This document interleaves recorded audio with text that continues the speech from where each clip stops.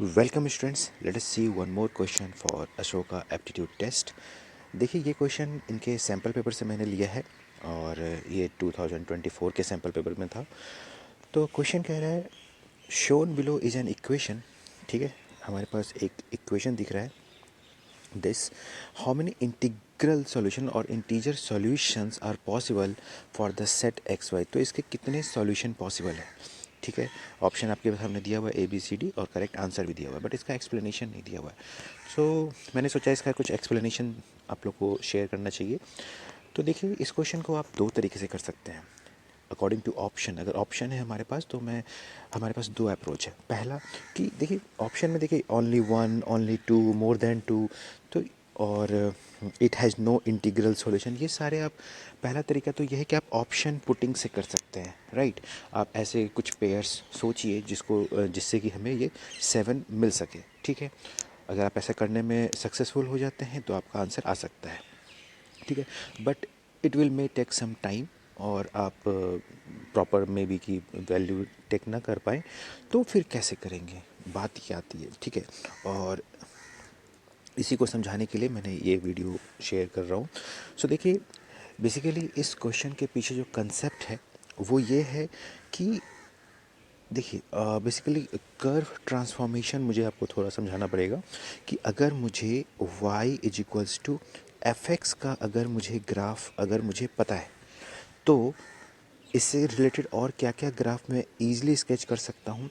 y is equals to f of mod of x, मैं इसका भी ग्राफ बहुत ईजिली ट्रांसफॉर्म कर सकता हूँ। और मैं क्या कर सकता हूँ, mod of y is equals to f x.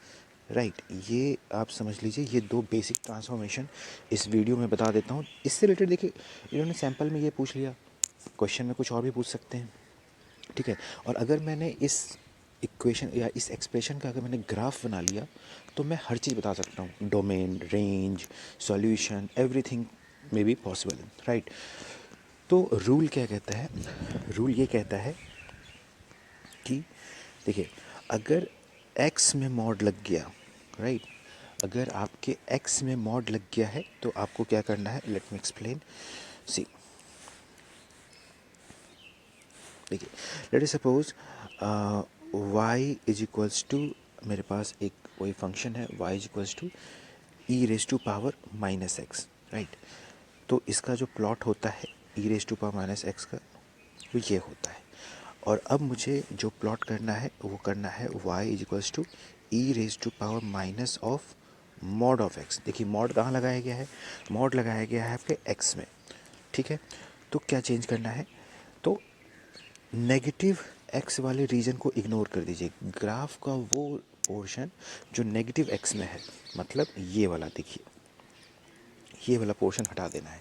Graph का वो पोर्शन जो नेगेटिव एक्स के लिए है, नेगेटिव एक्स मतलब देखिए ये वाला पोर्शन जो होता है नेगेटिव एक्स में होता है। राइट, तो ये वाले पोर्शन के लिए जो ग्राफ है उसको मुझे हटा देना है। और क्या करना है, जो बचा हुआ पार्ट है, बचा हुआ पार्ट कौन सा है, ये वाला, देखिए दिस पोर्शन, जो बचा हुआ ग्राफ का पार्ट है उसका मिरर इमेज ले लेना है with respect to y axis. तो इसका जो ग्राफ बनेगा वो कुछ ऐसा बनेगा। राइट, ये कुछ ऐसा ग्राफ बनेगा। ठीक है, समझ में आ गई बात। चलिए, अगर मैं इसी को एक और दूसरा अगर मैं केस देखूं, same y is equals to e raise to power minus x का मुझे ग्राफ पता है, this this is the decreasing exponential. और इस बार मैंने जो मॉड लगा रहा हूँ वो y में लगा रहा हूँ। तो इसमें क्या करना है, ग्राफ का वो पोर्शन जिसके लिए y नेगेटिव है, फॉर्चुनेटली इसमें तो y कुछ नेगेटिव ही नहीं है, तो आपको कुछ नहीं करना है। अगर नहीं है तो नहीं हटा सकते, और take mirror image with respect to x axis. तो इसमें एक्स जो बचा हुआ पोर्शन है, ये पूरा मेरा बचा ही हुआ पोर्शन है, तो यहाँ पे आपको ये मिरर इमेज ऐसे ले लेना है। ठीक है, आई होप कि आप इस रूल को समझ गए होंगे। तो चलिए अब हम अपने क्वेश्चंस पे मूव ऑन करते हैं। देखिए, हमारा क्वेश्चन था 7x minus 3y। So our question was 7x minus 3 mod of y is equals to 7। Right, तो आप क्या करिए, पहले इसका एक छोटा सा प्लॉट बना लेते हैं। प्लॉटिंग में आपको ज़्यादा टाइम नहीं लगेगा, इट्स ए स्ट्रेट लाइन। आप विदाउट मॉड पहले आप काम कीजिए।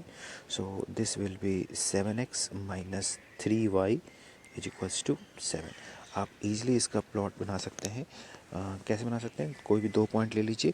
When x is equals to 0, अगर x की वैल्यू को 0 पुट कर दे, then y will be what -7/3, right. And when y is equals to 0, x is equals to 1, right. चलिए, हमारे पास दो पॉइंट आ चुके हैं, तो हम इनका प्लॉटिंग कर सकते हैं। x1, 0 कहीं ये यहाँ कहीं होगा 1, 0, and the second one is 0, -7/3, approximately यहाँ कहीं होगा, right. This is 0 and -7/3, right. ठीक है, तो हमारा जो प्लॉटिंग बन जाएगा वो कुछ ऐसा बन जाएगा रफली। आप इंटरसेक्शन पॉइंट मेरा थोड़ा अलग हो गया है, बट कोई बात नहीं, ठीक है। ये दो इंटरसेक्शन पॉइंट है, ये हमारे पास ग्राफ आ चुका है इसका। अब अपने क्वेश्चन में देखिए कि मॉड किस में लगाया गया है। क्वेश्चन में जो मॉड लगाया गया है वो वाई में लगाया गया है यहाँ। तो हमें क्या करना है, वो ग्राफ का वो पोर्शन जिसके लिए वाई नेगेटिव है वो हटा देना है। वाई नेगेटिव कहाँ पे है, ये पूरा रीजन देखिए वाई नेगेटिव का है ना, यहाँ एक्स एक्सिस के नीचे। तो ये पोर्शन मैं हटा दूंगा, और जो रिमेनिंग पोर्शन है उसका इमेज ले लूँगा with respect to x axis. उल्टा होता है, ध्यान रखिएगा। तो एक्स एक्सिस, तो ये जो रिमेनिंग पोर्शन है, ये वाला पोर्शन, इसका ग्राफ ऐसे नीचे हो जाएगा। तो इसका जो टोटल ग्राफ बनेगा वो कुछ ऐसा बनेगा, राइट। तो ये है इस एक्सप्रेशन का ग्राफ। अब आप देख सकते हैं, कोई पूछता है कि इसके कितने सॉल्यूशन है, तो भाई एक स्ट्रेट लाइन पे या किसी भी कर्व पे जितने भी पॉइंट्स होते हैं वो सब उसको सेटिस्फाई करेंगे, है ना। तो मतलब ये पॉइंट, ये पॉइंट, ये पॉइंट, ये पॉइंट, ये जितने भी यहाँ पे पॉइंट्स हैं ये सब इसको सेटिस्फाई करेगा, ठीक है। तो सॉल्यूशन तो बहुत सारे हैं। अब पूछा कि कितने इंटीग्रल सॉल्यूशन है, तो आपको दिख रहा होगा इसके लिए बहुत सारे इंटीग्रल सॉल्यूशन मिलेंगे, है ना। हर एक एक्स, आप जैसे जैसे आगे बढ़ेंगे उसके लिए आपको एक्स वाई पेयर आपको मिलता जाएगा। तो इसके infinite solution, infinite integral solution possible है। और क्या पूछा जा सकता है, इसका डोमेन बताइए, इसका रेंज बताइए। अगर हम डोमेन की बात करें तो आप देख रहा होगा आपका जो ग्राफ है 1, 0 से आगे ही चल रहा है, दिख रहा है। ये जो पॉइंट आया था यहाँ पे, ये जो टर्निंग पॉइंट था यहाँ पे, ये पॉइंट क्या था 1, 0, और ग्राफ जो है मेरा इसके आगे ही है। तो अगर कोई डोमेन पूछ लेता है तो इसका हम डोमेन क्या कहेंगे, x greater than equals to 1, x greater than equals to 1, equal to 1 होगा क्योंकि इक्वल टू 1 पे ग्राफ है। कोई रेंज पूछ लेता है तो -∞ से +∞, क्योंकि ऊपर नीचे ग्राफ पूरा जा रहा है, ये ऊपर भी जा रहा है और ये नीचे भी जा रहा है। तो डोमेन पूछा जा सकता है, रेंज पूछा जा सकता है।